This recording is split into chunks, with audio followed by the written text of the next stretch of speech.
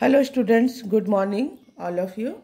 आज मैं क्लास 5 के लिए हिंदी लिटरेचर में चैप्टर 5 दोहे को पढ़ाने जा रही हूँ बच्चों। तो ये दोहा कबीरदास जी का लिखा हुआ है और यहाँ प्रत्येक दोहे के अर्थ हैं। उन अर्थों को हम जानेंगे, समझेंगे। तो सबसे पहले हम लोग यहाँ पाठ परिचय को देखते हैं कि पाठ परिचय में क्या बताया जा रहा है। इस पाठ में दिए दोहे कबीरदास जी के हैं।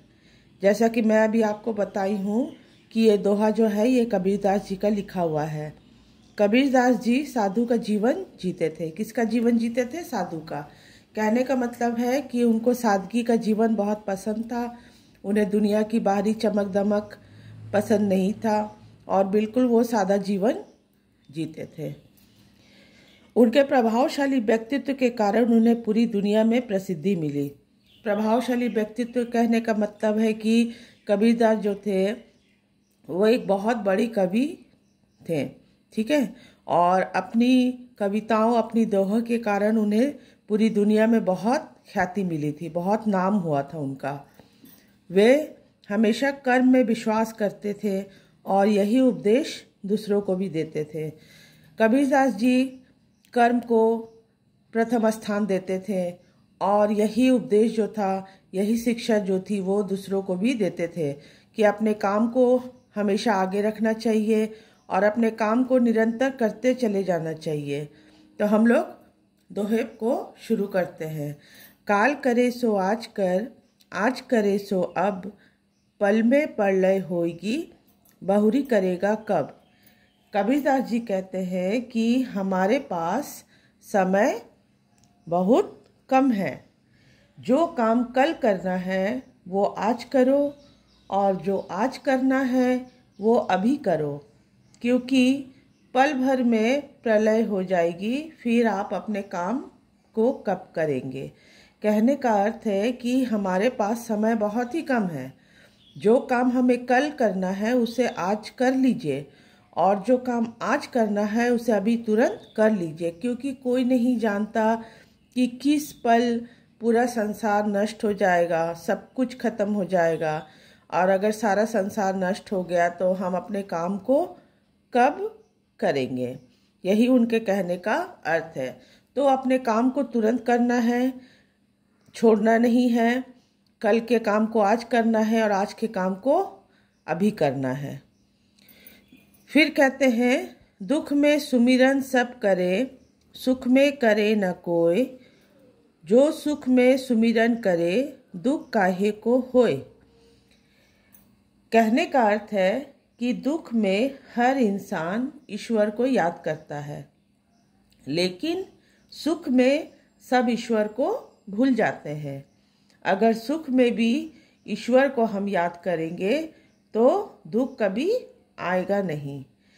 तो यही बात कबीरदास जी कह रहे हैं कि जब इंसान को, व्यक्ति को किसी भी तरह की कोई कष्ट होती है, कोई परेशानी आती है, दुख होता है, कोई समस्या आती है, तो वो हमेशा ईश्वर को याद करता है, ठीक है।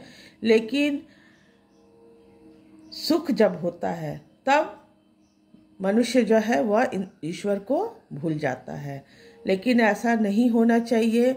अगर हम सुख में भी ईश्वर को याद करेंगे तो हमें कभी दुख नहीं आएगा।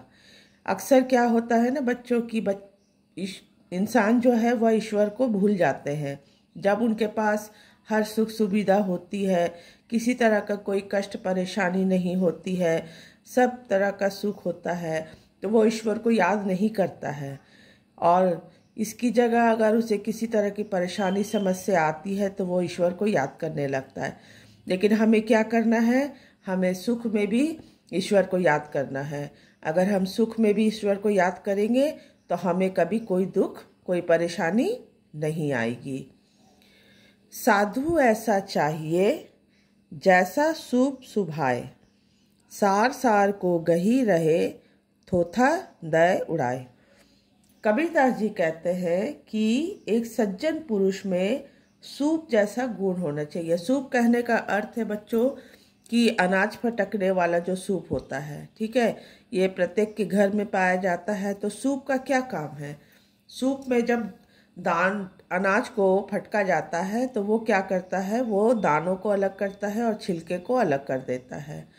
तो एक सज्जन पुरुष जो होता है उसे भी सूप के समान ही होना चाहिए। जैसे सूप में अनाज के दानों को अलग कर दिया जाता है, वैसे ही सज्जन पुरुष को अनावश्यक चीज़ों को छोड़कर केवल अच्छी बातें ही ग्रहण करनी चाहिए। कहने का अर्थ है जो सज्जन पुरुष होते हैं उनको बुराई की ओर ध्यान नहीं देना है, बेकार की चीज़ों को अपने अंदर ग्रहण नहीं करना है, बल्कि केवल अच्छी बातें, अच्छी चीज़ों को ही ग्रहण करना है। तो यही कबीरदास जी का कहने का अर्थ है कि एक सज्जन पुरुष को सूप का जैसा होना चाहिए कि जिस तरह सूप में अनाज के दानों को अलग कर दिया जाता है और जो उसका छिलका होता है वो क्या होता है, बहुत हल्का होता है। थोता मतलब होता हल्का, खोखला। तो जो छिलका होता है वो हल्का होता, खोखला होता है, उसे हटा दिया जाता है। इसी तरह सज्जन पुरुष जो होते हैं उनको भी संसार की अच्छी बातों को अपने अंदर लेना चाहिए और संसार की जितनी भी बुराइयां हैं, बेकार की बातें हैं, उनको छोड़ देना चाहिए, उसे ग्रहण नहीं करना है। ऐसी बानी बोलिए मन का आपा खोए, औरन को शीतल करे आपहु शीतल होए। तो कहने का अर्थ है कि कबीरदास जी कहते हैं इंसान को ऐसी भाषा बोलनी चाहिए जो सुनने वाले के मन को बहुत अच्छी लगे। ठीक है, कबीरदास जी क्या कह रहे हैं कि प्रत्येक इंसान को ऐसी भाषा का प्रयोग करना चाहिए जो दूसरों को या सामने वाले, सुनने वाले के मन को बहुत अच्छी लगे।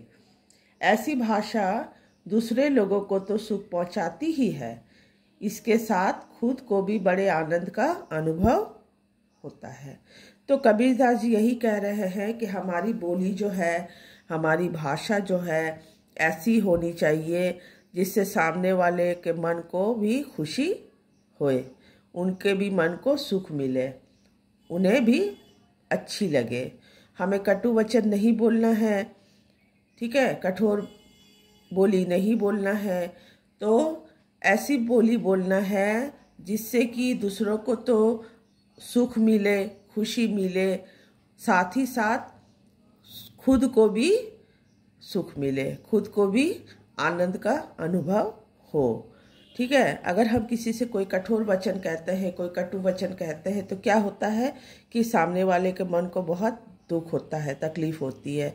ठीक है, लेकिन अगर हम उसकी जगह मीठी बोली बोलेंगे और प्यार से, प्रेम से हम बात करेंगे तो क्या होगा कि सामने वाले के मन को भी बहुत अच्छा लगेगा, उसे भी किसी प्रकार की कोई कष्ट नहीं होगा।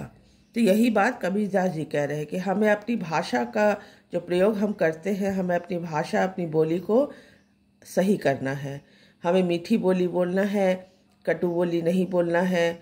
और मीठी बोली बोलने से दूसरों के मन को सुख मिलता है, दूसरों को भी आनंद मिलता है और साथ ही साथ खुद को भी आनंद का अनुभव होता है।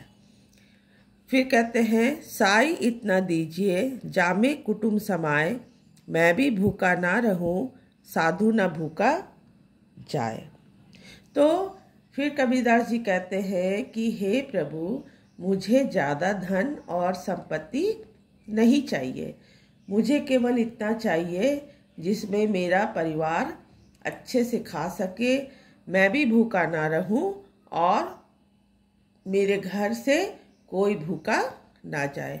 कबीरदास जी ईश्वर से कहते हैं कि मुझे अधिक धन संपत्ति मत दीजिए, लेकिन मुझे इतना तो दीजिए जिससे कि मेरा परिवार और मैं खुद अच्छे से खा सकूं, मैं भी भूखा ना रहूं और कोई भी व्यक्ति जब मेरे घर आता है तो वो भी भूखा वापस लौट कर ना जाए। तो कबीरदास जी के दोहे जो हैं उनमें उन्होंने बहुत सारी ऐसी बातें कही हैं, हमें शिक्षा दी है कि जैसे पहले उन्होंने कहा है कि कल का जो काम है उसे आज हमें कर लेना चाहिए और आज के काम को अभी और तुरंत करना है, क्योंकि एक पल में संसार नष्ट हो सकता है। किस पल आपका संसार नष्ट हो जाएगा कोई नहीं जानता है, पूरी दुनिया कब नष्ट होगी कोई नहीं जानता है। और अगर पूरी दुनिया नष्ट हो गई तो हम अपने काम को कब करेंगे। फिर वो कहते हैं कि दुख में तो ईश्वर को सभी याद करते हैं। सुमिरन का मतलब होता है याद करना। दुख में तो ईश्वर को सभी याद करते हैं, लेकिन जब इंसान को सुख होता है, किसी तरह की कोई कमी नहीं होती है, ठीक है, तो अब वो क्या करता है, वो व्यक्ति जो होता है वो ईश्वर को याद नहीं करता है। लेकिन यदि हम सुख में भी ईश्वर को याद करेंगे तो हमें दुख कभी नहीं आएगा। फिर वो क्या कहते हैं कि एक सज्जन पुरुष में सुख का जैसा गुण होना चाहिए, जिस तरह सुख में अनाज के दानों को अलग किया जाता है, ठीक है, और छिलका को हटा दिया जाता है, उड़ा दिया जाता है, उसी तरह एक सज्जन पुरुष को भी क्या करना है, सज्जन पुरुष को भी संसार की जो अच्छी बातें हैं उनको अपने अंदर ग्रहण करना है और बेकार की बातों को ग्रहण नहीं करना है। फिर वो क्या कहते हैं कि ऐसी वाणी बोलिए मन का आपा खोए, औरन को शीतल करे आप शीतल है। मतलब हमारी भाषा जो है, हमारी बोली जो है ऐसी होनी चाहिए जिससे कि सामने वाले को, दूसरों के मन को क्या मन लगे, अच्छी लगे, ठीक है, उन्हें सुख मिले, उन्हें भी आनंद का अनुभव हो।